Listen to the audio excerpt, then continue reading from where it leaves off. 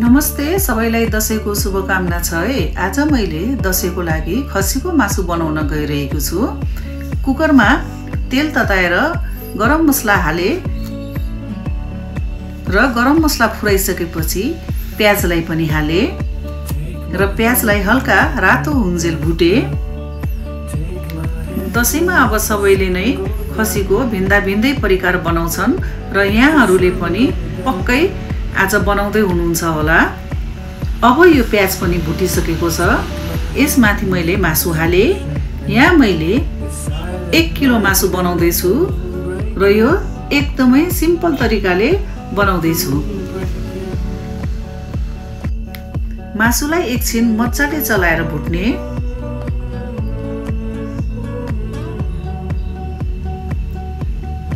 भुटिसकेपछि बेसारलाई हाले। त्यसरी नै रातो दोलो खुर्सानी पनि राखे र फेरि सबैलाई मज्जाले चलाउँदै भुटे।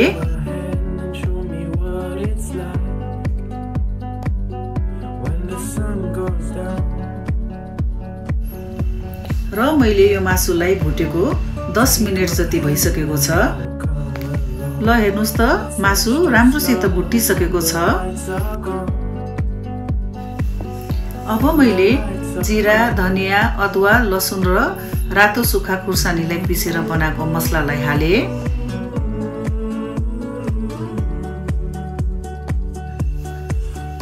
मसलालाई 3-4 मिनेट भुटिसकेपछि स्वाद अनुसार नुन पनि हाले।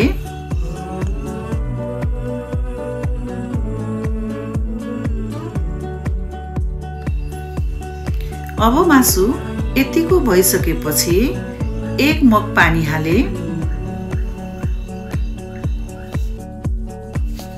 यहाँहरूलाई कतिको ग्रेभी वा सुक्खा मासु मन पर्छ त्यही अनुसार हाल्दा हुन्छ। अब एकछिन चलाएर कुकरको ढक्कन लगाएर 5-6 सिटी लाग्न दिए।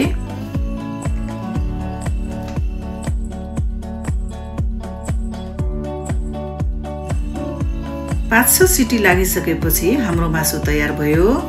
ल हेर्नुस् त कस्तो भएको छ खसीको मासु। मन परे लाइक, कमेन्ट र शेयर गर्न नबिर्सिदिनु होला। फेरि अर्को रेसिपी लिएर आउने नै छु। तबसम्मको लागि नमस्ते।